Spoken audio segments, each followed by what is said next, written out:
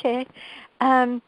Thank you so much for inviting me, Scott. I think it's so great. You guys are so lucky to have Scott. He like he just doesn't stop until he knows how to do everything, until everything makes sense, and that is so great because these principles, they work so well. Usually when I see people have problems, it's because they're not clear on what these principles are and how to use them.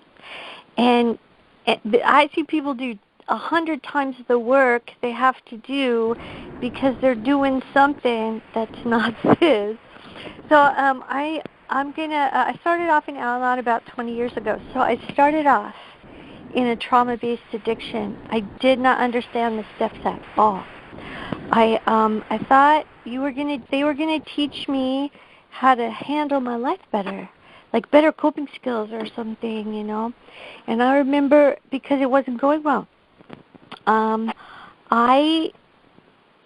is not what happened. I remember the moment I realized this was going to be different, but what really clarified things for me, by the grace of God, I ended up wandering into an open AA meeting. I won't take time to tell that story. I should probably say I have 12 years continuous sobriety from my bottom lines in this program.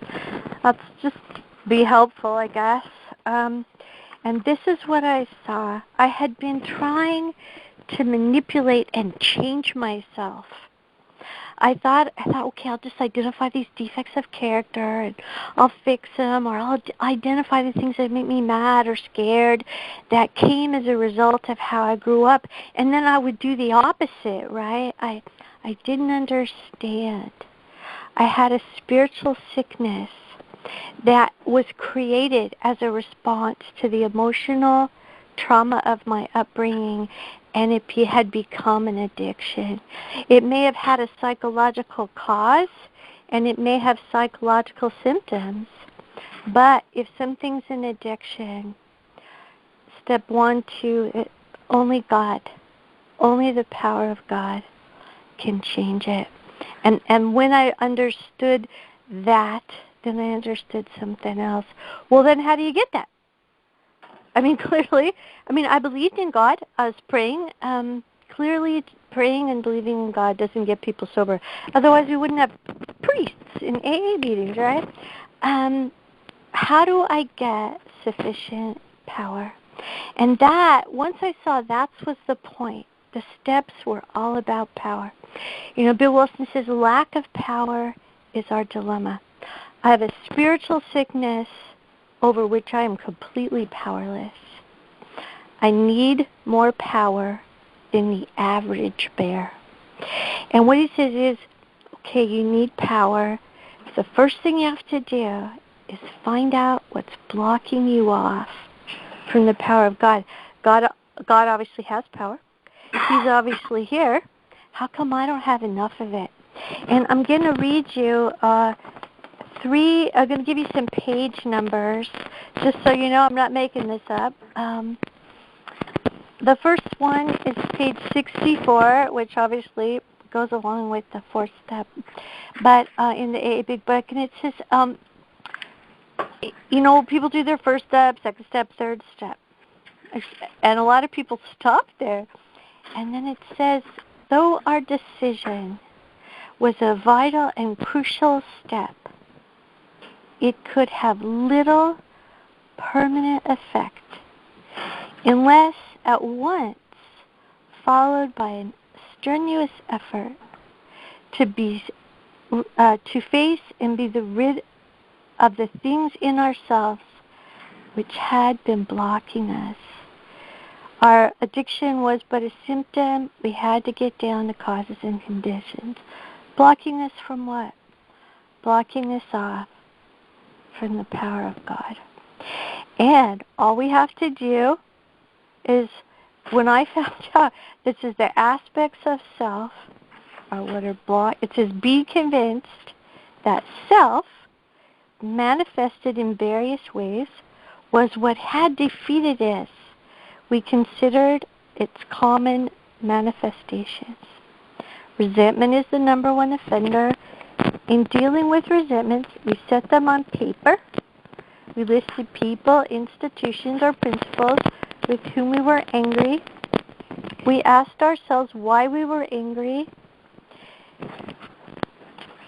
And I remember going, you mean that's all I have to do is write this stuff down on a piece of paper? I've been fighting with it and losing for a while. And that is how we get the power from God. Is as I start writing down aspects of myself. What am I angry about? What am I afraid of? They're blocking me off from God. They're not bad. We're supposed to have a self, right? That doesn't mean those things are bad or that we're supposed to get rid of them. All I have to do is write them down and read them to somebody. And then we'll go to the, just to give a summary, on page 663, there's six spiritual principles. These were the 6 principles that were brought to Bill Wilson. Complete deflation, that's step 1. Stop trying to control the uncontrollable. Dependence and guidance from a higher power, step 2 and 3. Moral inventory, confession, restitution, and continued work with other alcoholics. Not writing down the aspects of self that I have will keep me from getting the power that I need from God. Not admitting, they use the word confessing, that will keep me blocked off from the power I need from God. Hurting other people, that will block me off from the power I need from God. So that's why the first task is all we have to do is write down and read to people what's blocking this off from God. That was a revolutionary idea for me. I don't have to fix it. I don't have to feel bad about it. I don't have to repress it. I just have to write it down on a piece of paper and read it to somebody. That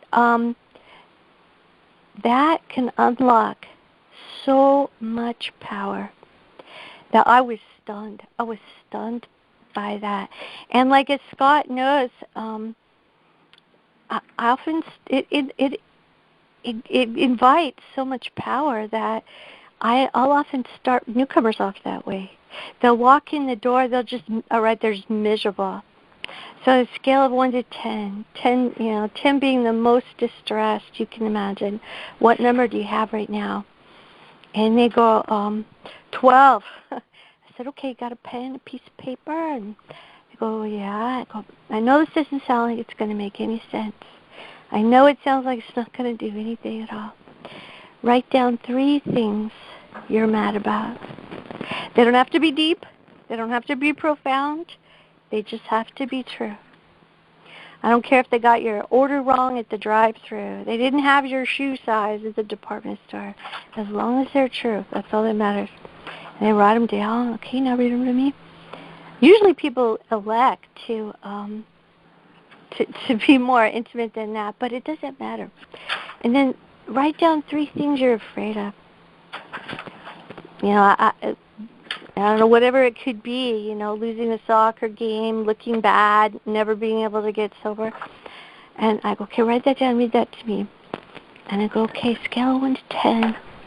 10 being the most distressed you can imagine. 0 being not distressed at all. What number comes up for you? And they go, I'm like a 6. And that's the power of God coming in to give us relief. Not because he didn't want to, but because those aspects of self were blocked off. And often I go, okay, now do that again tomorrow. Do that for 3 days. And tell me how you feel. Because every time we do that, we get rid of a little bit of what is blocking us off from the power that we need to not drown in our addiction. And one of the reasons I start off with that is in a trauma-based addiction, there's so much, it's so painful, it's so overwhelming. It's not like alcoholism where you have a drink, you put down alcohol, there may or may not be a full and functioning person under there. When I put down my addictive, obsessive, compulsive behaviors, underneath is the hurt person that needed those behaviors to survive. It's why it's so much more painful. It's why the withdrawal is more painful. It's why the step work is more painful. We almost need the power that we can get from the steps to do the steps, which is why I'm bringing this up now. A lot of times when I help people, it says you can see right there on that next page 64. It really doesn't look that hard. Mr. Brown, I'm resentful at his attentions to my wife. He may get my job at the office. This does not look like very deep or challenging material. But for us, it's sort of going to be challenging material.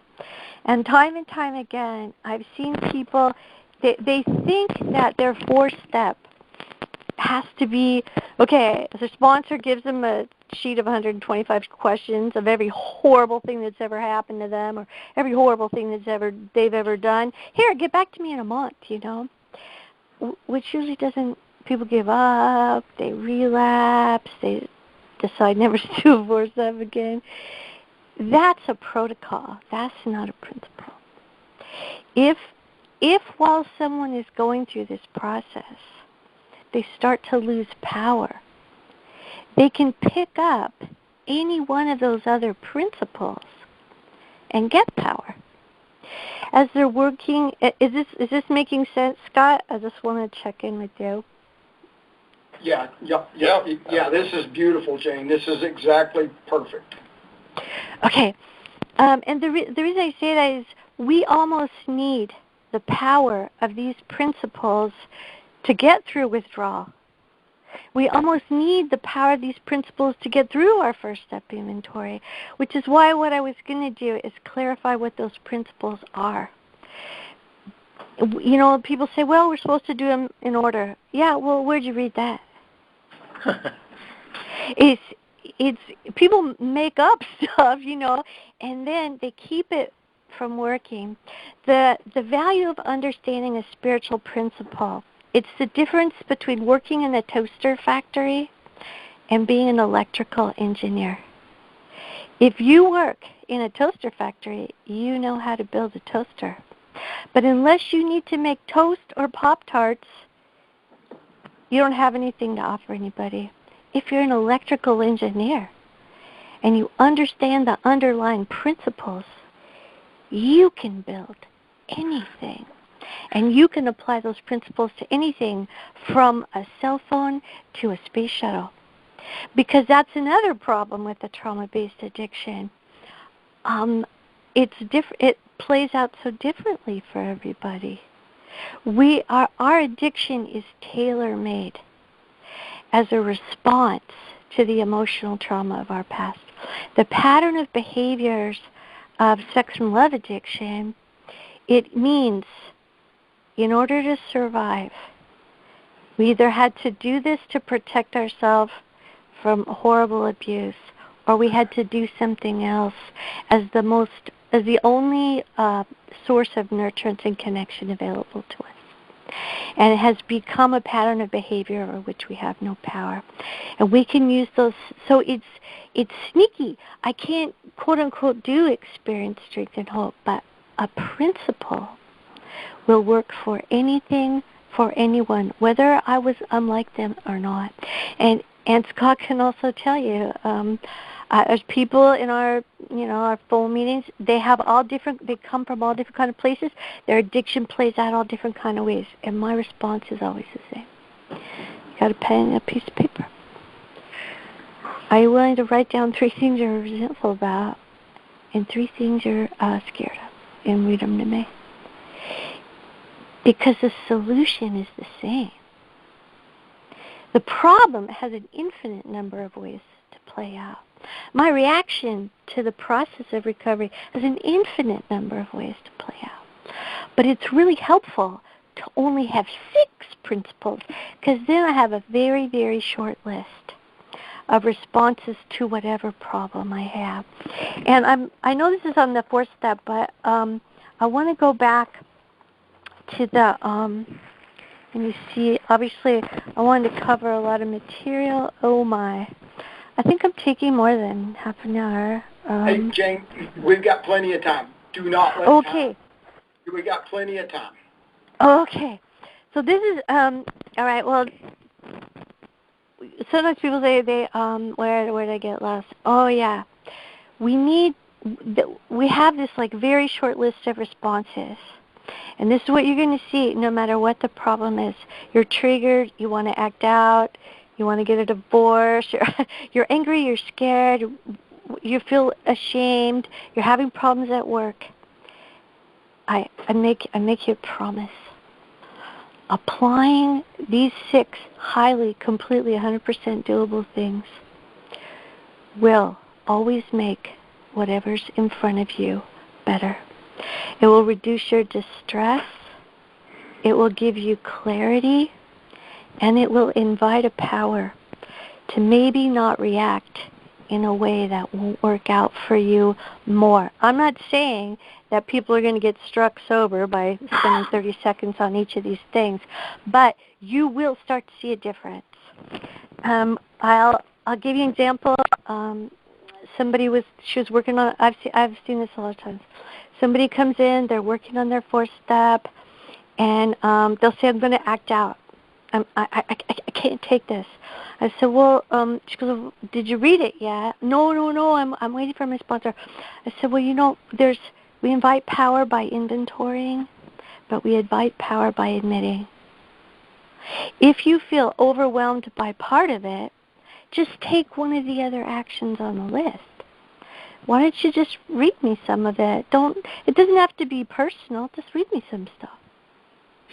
She means I can't do that now? Yeah, you don't have to wait. Did you read the line where it says, oh, yeah, wait a month until your sponsor is available to enact a spiritual principle? It's not there. And so she read me a little bit. So, seriously, it didn't take more than 5 minutes. I said, how do you feel now? She said, oh, my gosh, I feel so much better. I go, you know what? And then tomorrow, you have a recovery partner, just read it in little pieces. Because every time we inventory our resentments and our fears, we remove something that's blocking us off from God. Every time we read what we wrote to someone who shares our spiritual sickness, we remove something else that blocks us off from God. And that, she was able to make it through all her steps. Because we can't necessarily wait until we're all done to get the power of the other actions, or we won't make it through the 4th step. I don't think there's any doubt in anybody's mind that a 4th step correlates with sobriety, long-term sobriety. I'm pretty sure if you sat there, duck, goose, 4th step, sober, it correlates. But because our 4th step is so painful, we may need actually the power of those other principles to survive the 4th step. So, like sometimes if somebody goes, I'm working on my 4th step, or I'm going through withdrawal, either way, I say, well, I do the inventory. I say, okay, well, and I don't talk about prayer much because my experience is people pray. People pray and they relapse. Usually, I don't hear people writing a ton of inventories and relapse. Not often. Or if they do, they get right back on, So sometimes I say, well, they go, okay, do that. They go, I still don't feel very good. I go, well, let's upload another one, which is the reason that we write an 8th and a 9th step. It's not because we're terrible, horrible people. We did bad things. It's not that. It's not because we want to fix our life and, get it over with. It's not that. Hurting people blocks us off from the power of God. And if we admit that and do what we can to fix it, we invite the power of God. And we don't have to, that'll work whether or not you don't have. I'm not talking about your big long 9-step list. What I wouldn't even worry about now.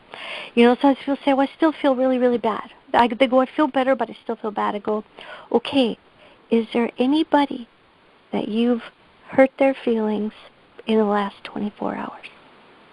Maybe you were critical. Maybe you lost your temper. Maybe you didn't tip a waitress."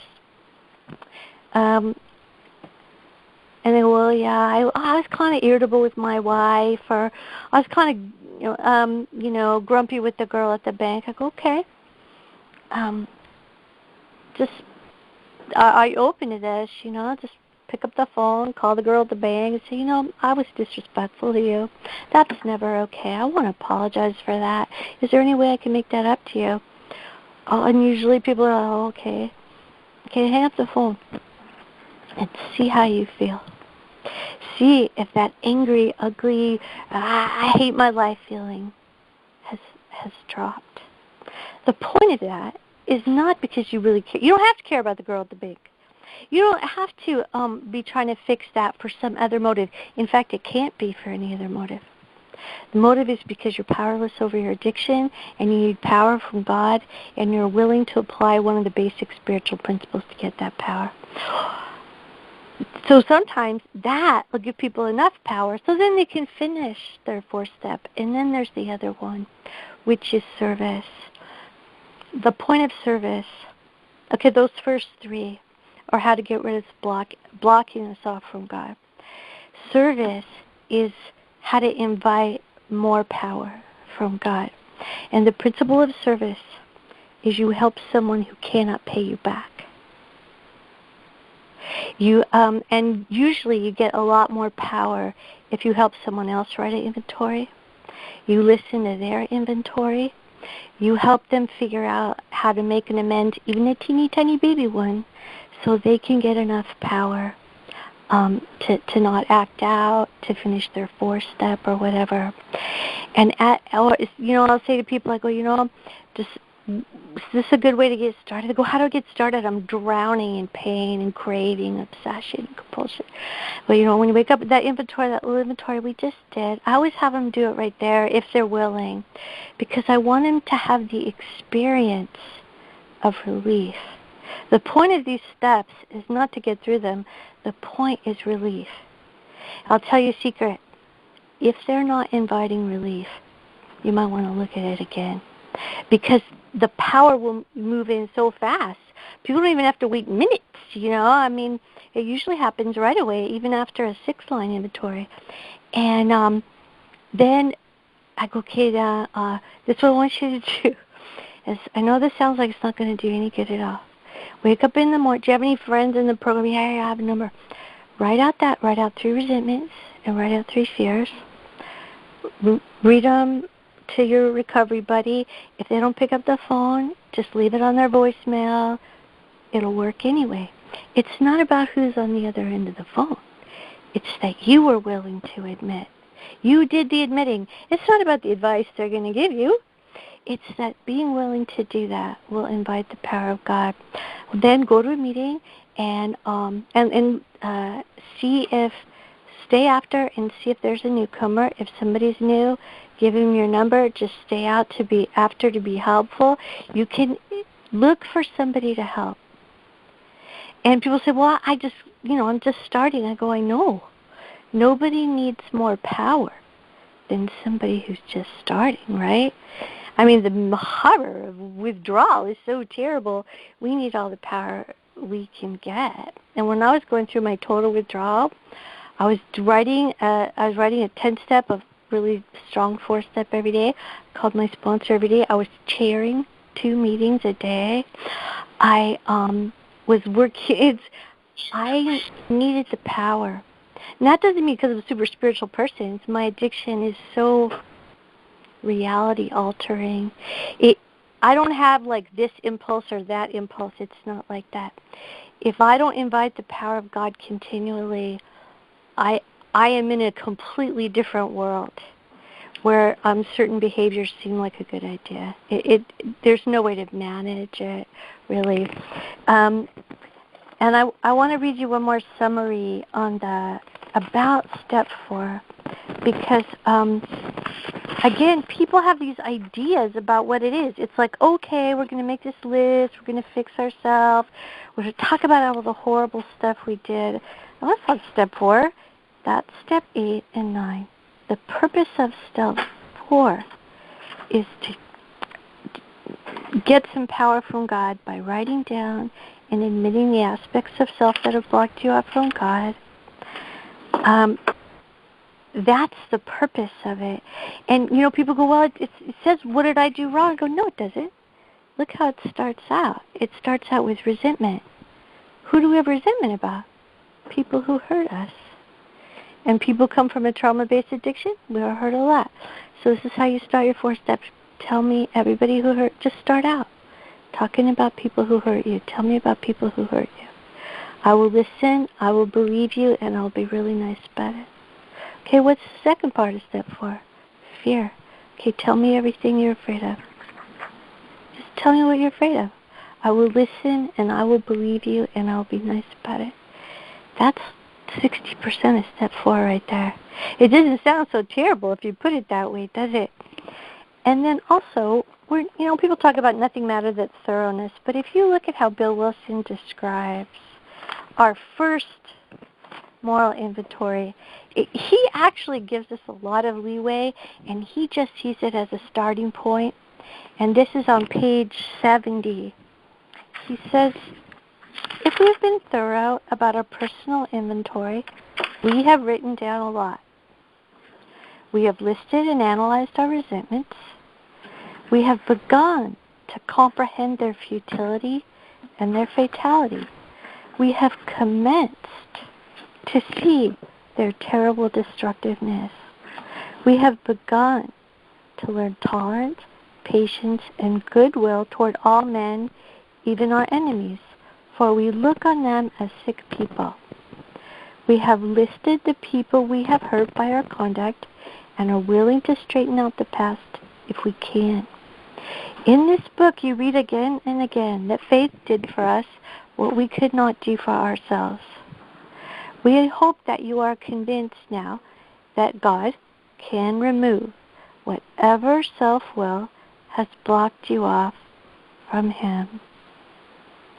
If you have already made a decision and an inventory of your grosser handicaps, you have made a good beginning. That being so, you have swallowed and digested some big chunks of truth about yourself.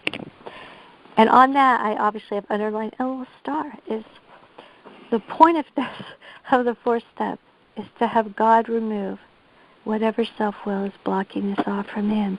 And not only that, He's actually going to help you in this process to remove whatever self-will has blocked you off from Him. This is just the beginning. We don't have to go all the way down to all these insights. It's commenced, begun. We have just started. Sometimes people say, well, I go, you know what? If you can't do a good one, do a bad one. Because you will get so much power, even if all you do is write down 3 things, right? So write down 3 and then read it to somebody. And you're going to get a little power from that. Well, write down 3 more, That's the purpose of the 4th step. Not to understand, but to get rid of the aspects of self that are blocking us off from the power that we need, the relief that we need, to have God come in and relieve our addiction. That's really the purpose of the 4th step. I mean, it's quite clear if you look through the literature, that's what it is. But I don't know how people got all this other, I don't know where they get that. I don't know where they get this idea about what it's supposed to be. And then they can't do it, And then they don't have enough power, and then they get discouraged. I don't want people to get discouraged because all these principles are 100% doable. Nothing I've described here is impossible. And people go, well, I can't do that. Okay, well, tell me what you can do. I'll help you. I'll help you find a way to do one of these things. And then that'll give you enough power to maybe do the next one. Then you'll get enough power to do the next one. I just need a starting place. So I think what I'm going to do now is stop there. And then if people have questions, I can answer those. Or if I miss something, let me know. How does that sound, Scott? Sounds perfect. And if we have a little time, I'm gonna pry into one thing that you dropped into the other day. But let's go. Let's let everybody. I'm gonna open everything up for anybody who has any questions. Okay. What page is the 6 principles, spiritual principles? Is that in here? It's there. I'm sorry. I'm so used to muting myself after I talk. It is on page 263. Thank you.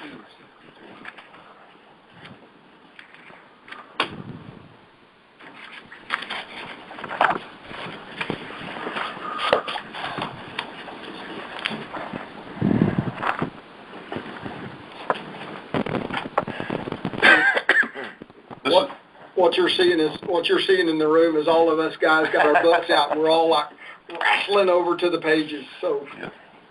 Oh, wait, one more page. I forgot about it. Well, you guys are. Oh, you want to look at that page? That'd be great. Oh, it's good. It's good. Go on. Hey. 263, and then I don't know. It's one of my favorite chapters, and I can never find it. Oh, 214. Once again, this may sound like a simplification, but what you're going to see is once you have those 6 principles, you'll see them everywhere. If you reread our SLAAPP basic text, you'll see them everywhere. People assiduously ignore them in sharing, but they're there. On page 214, our Southern friend, it's one of my favorite stories. And again, here's a place where in one paragraph they describe our whole program. There are 2 guys in a mental hospital, 2 alcoholics in a mental hospital, and he's trying to encourage this one guy, and he's saying, do you believe in God? He says, no. And then he asks me if I'm willing to right all the wrongs I've ever done to anyone, no matter how wrong I thought the others were. Am I willing to be honest with myself about myself and tell someone about myself? And am I willing to think of other people, of their needs instead of myself, in order to get rid of the drink problem? I'll do anything, I reply. Then all of your troubles are over. I think that's one of my favorite summaries of the 6 principles.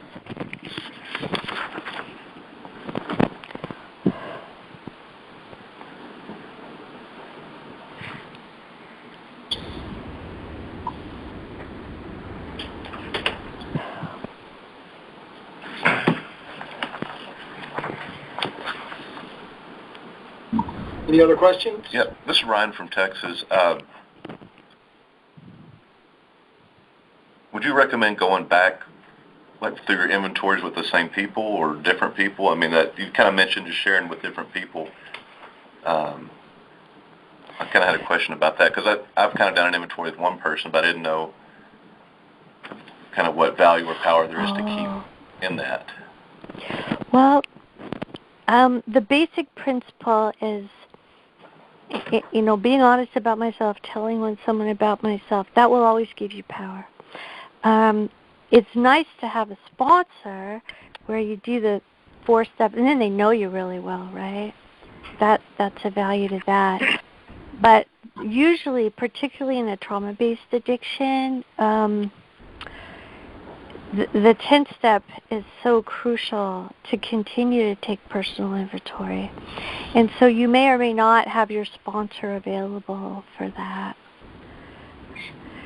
This principle will work with anyone. If you have a sponsor that you really trust, that's really helpful, then obviously, hey, you're really lucky. A lot of people don't. Did I answer your question, or did you mean something else?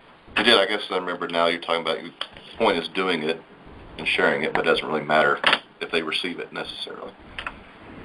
Right. Okay.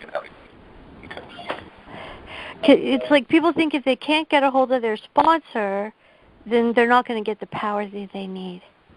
And then they can't get a hold of their sponsor, and then they don't have the power they need, when all they have to do is really pick up the phone, and all they do is start writing their resentment, start writing their fear. Hey, can I just read this to you? You'll be power regardless of the person. Thank you. Regardless of whether they pick up the phone or not, yeah. Because sometimes you can't get hold of your sponsor, Well, I can't. But that's okay. I already... This will work anytime I do it. So I'm not... I can get power regardless of anyone, Scott from Thanks, Texas, and I'm just going to jump in and say I've watched this recipe. I've watched Jane do this recipe over and over and over, and it really doesn't matter what the problem is. It doesn't change, and it's this beautiful, simple little recipe, and it was completely cunning and baffling to me when I first looked at it. I didn't understand it. It was way too simple, and then Yoda did it to me, and I got a little power, and I was just amazed because I was about ready to blow my brains out one day. And I remember sitting on a job, on a horrible job, and talking to this little voiced woman that gave me great hope one day.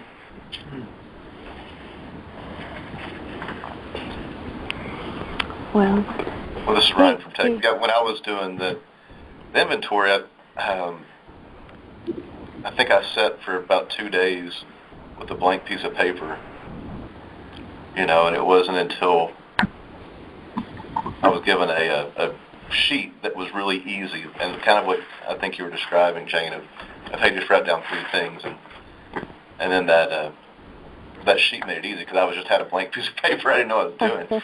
So once I had a form, it was like, okay, just do this one thing. It became, I did it in less than an hour. But I'd stared at that paper for several hours, but nothing. So. That was one thing that really helped me, was just some sort of, I don't know if it was the right structure, I don't think it matters, but some sort of structure so I could start. Anyways. Yeah, because people they want to go, well, how's this going to end? I can't tell you how many times I've heard, I don't want to start my 4th step because I don't want to do my 9th step. And whoever's thinking way down the road, I go, you know what? If you finish your 4th step and your 5th step and you don't want to do your 9th step, I won't say a word about it. Because this is what I know. People get so much power from that, then they start to see the value of their amends. Amends look horrible until you've done your 5th step. I'm not saying they look all that great after that, but they look much better. So I agree with you. Just giving people a starting place. I'm a fan. One thing I didn't talk about, because I wasn't sure what people were interested in, also it's a whole other conversation, but is in the 4th column method is that, my part, even though it doesn't really mention that in the big book. I did want to say one thing about that. For a trauma-based addiction, it's never going to be the 7 deadly sins. It's not really going to be greed or pride or lust or sloth. It's not really going to be that. Because underneath that is, say, pride, okay? It's not ever really pride. It's shame. It's having shame about needs, having shame about rejection, having shame about needing anything. That's the reason those words are not useful is because they're not true. And people will start out with just calling yourself a bad name, just calling yourself a jerk is not a successful 4th step. understanding how what happened, my reaction to that is I needed to do that, be that, think that way to survive. I either needed it to protect myself from horrible abuse, or I needed it to connect in a dysfunctional environment where appropriate connections were not offered to me. And that, it's never going to be I deserved it. It's never going to be I caused it.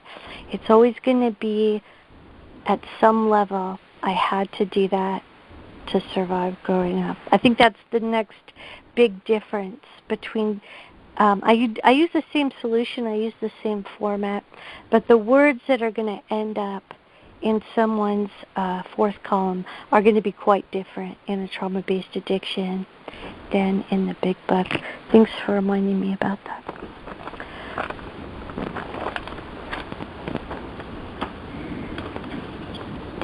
Anybody else have any questions, or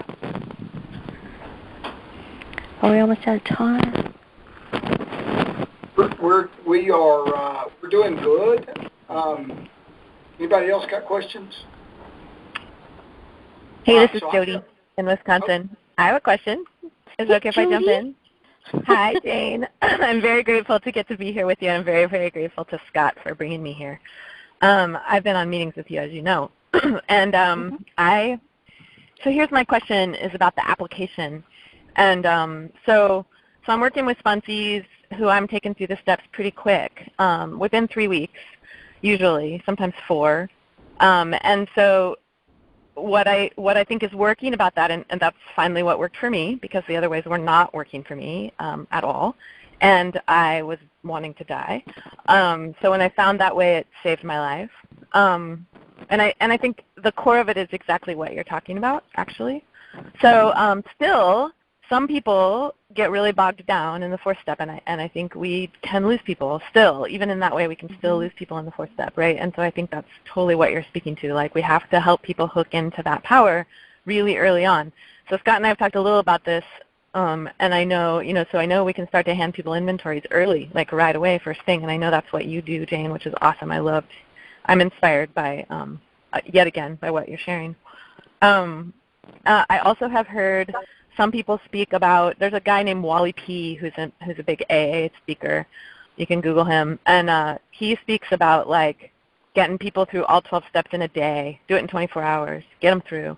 And he also, which is somewhat fascinating and mind-boggling in a certain way, but I think it's also getting at this. And the other thing is, he speaks about when you're taking someone through a 4th step, that you sit down with them and you actually, the sponsor holds the pen in their hand and does the writing, and the person just sits there and dictates. And he talks about how when he went through the steps, that's like what his sponsor did with him, which was what he needed, because he was just like, whatever, this is insane. I don't even think I think it's crazy. Like there's this great talk I listened to of him telling the story of, like, this guy's crazy, but I have no other hope, so I guess I'll do this crazy thing. And then what happens, right? He gets hooked up with that power, and he gets better, right? And so he keeps going.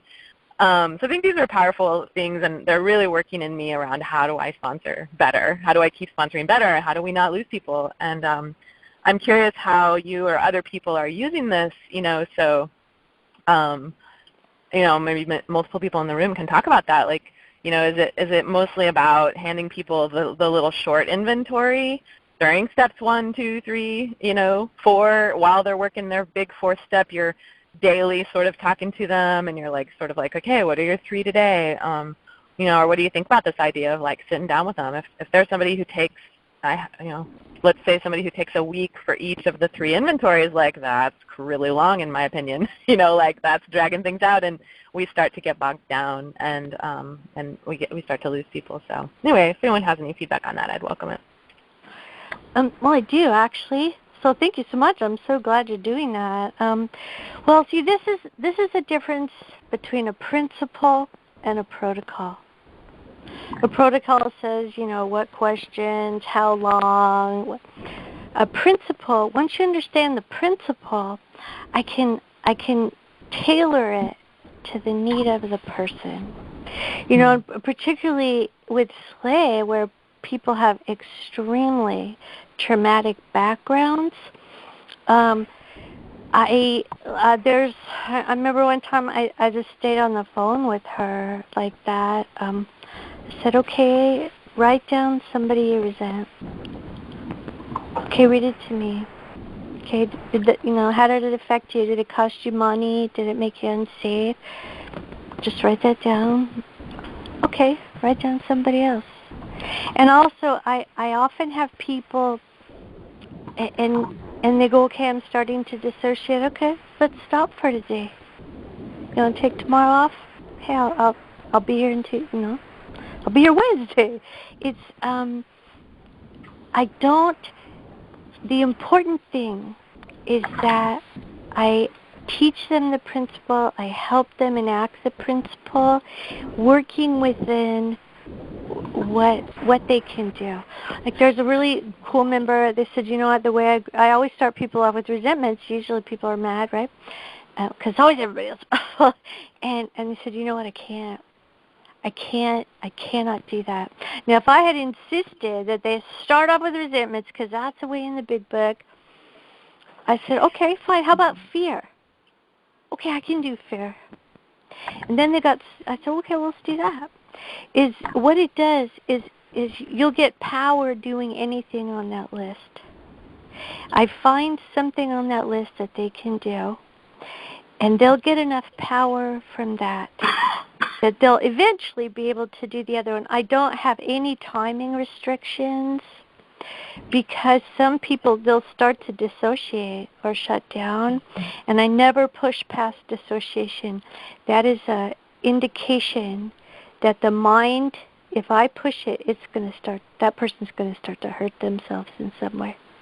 I always respect that. I respect their pacing. And we can always tell, right? You can tell if there's people that just don't want to do the work. Or you can tell if there's people that go, okay, I'm done. I'm like, okay, let me know, we'll do it again tomorrow.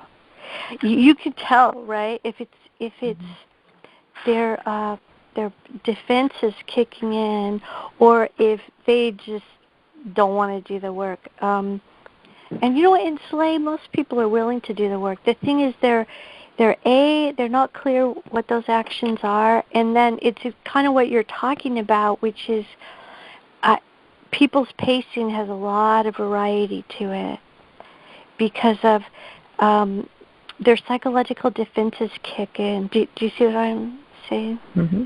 Mm-hmm. Yeah, for sure. Yeah. And then thank you. And the question for me is because it's really just a matter of paying attention and listening to my higher power mostly, but that question of when someone's psychological defenses are kicking in, which is something I'm meeting with a couple of sponsees right now, and how best to support them through that, because what they're needing is the power. It's totally exactly what you're saying. I get that, and what I'm hearing is I can look at that list of actions, those 6 things that Bill talks about, and which one of them can I pull in at this moment? Exactly. I think that's and what like I'm maybe hearing. Yeah. I go, well, you know what? Maybe you need a little more power. Like, do you feel like doing some service? And then that'll get it. You know what I'm saying? Or sometimes prayer. People, I go, are you willing to pray for the willingness for God to give you the power to do that? Or, do you owe somebody an apology? I'll pick something off of that. Or here's one. Why don't you help a newcomer and ask them if they would like you to listen to their inventories? That'll help give you a lot of power, too. It's always going to be something on that very short list to get them power to do the part of the thing on the list they can't do. Does that make sense? Absolutely. Thank you. Oh, sure. And wow, that's so cool. You're sponsoring all those people. That's great.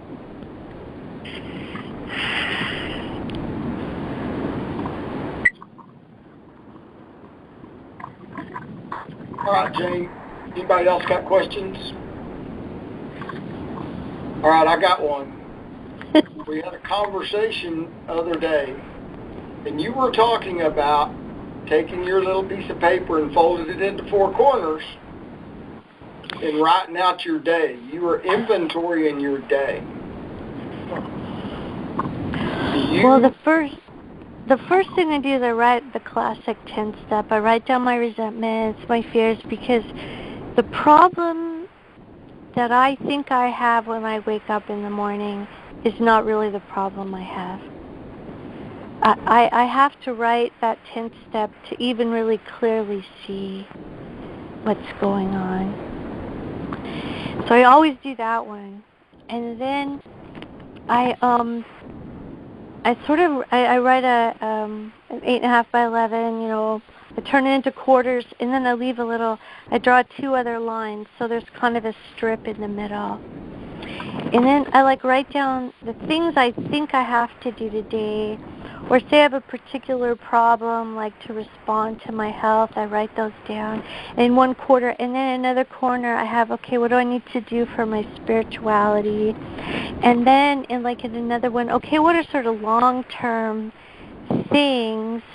And then as I write those out, then I start to see other things that have to be done, because I'm a physical being. I need to keep myself alive, I have a spiritual sickness. I need to do recovery things. I have a spiritual projects that I like to work on.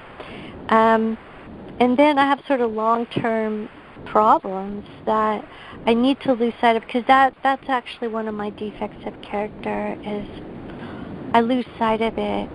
I want to pick one and ignore the rest. I want to pick what has to get done today, and then ignore limitations or ignore that. So if I write down all four sort of aspects of my life and I look at it, it helps me keep track. Not just all different aspects, It's say we have stuff about work or family. If we divide it up that way, what we're going to see is that, okay, we have goals for work. We have things we have to do for work. Hey, we have goals for our family, our kids, our wife, our spouse, our boyfriend. Oh, okay, well, I have some concerns about this or that. We see that they all coexist, and it just gives me a holistic representation, an analog view of the sort of possibilities of the day. Does that make any sense? Absolutely. So I'm probably, as you know, I'm a drawer and maker of things. So I will probably draw and make this and illustrate it and let you. I'll send it to Jim, and Jim can get it to you so you can look at it and make any corrections that you might want to make, and we'll put this in our library of things. Oh, that'd be great. Well, I think it's the human mind. It doesn't want to, we can only hold on to 4 to 7 variables at a time. That's true. It doesn't matter how smart you are. If you're smart, you just kind of chunk it down. So what happens if we have 15 things to do that day in 4 different categories? Something's going to fall off the edge of your temporal lobe's ability to have short-term memory. So that helps me see, okay, these are all things that God cares about. God cares about my health. God cares about that. God cares about that. I don't have to sacrifice one for the other, because that is part of the trauma of my past. You got one of those things, you didn't get all of them. You had to sacrifice one for the other. And I don't have to, people don't have to sacrifice work for their family. They don't have to sacrifice their health for their work. They don't have, it's that all those things matter. They all matter to God. And if they're in front of us, it's easier to kind of see that, if that makes any sense. Yep. Thank you, Jane. Sure. Anything else? I'm usually like Scott will tell you, I'm more comfortable if somebody has a problem and they want me to help them write an inventory on it. But that's a really good starting place. And there's 2 other parts, I guess, it would just be too much material. But I think the trickiest thing, and Scott knows this is true, is after you write your resentments and fears, and then after you write, okay, it affects my, seeing that your part thing, and using that as a key for growth, ongoing growth in the 10th step. That's a whole other talk. And then understanding how to use amends for power, little teeny tiny amends for power, and have that build up to our larger amends. So those would be, there just wasn't time to address those, but just wanted to put those out there. You may have to come back now. Well, thank you so much for having me and inviting me. And We appreciate your time. Thank you. Sure. I'm just very grateful that you would make time to do this. One of my favorite things to do. Help people learn how to write inventories. It is, because I can't make anybody feel better. I can't make anybody be sober. But if I teach them how to write an inventory, then God will do it, and I like that. Okay, well, take care, everybody. It's so lovely to meet all of you, gentlemen from Texas. Thank you.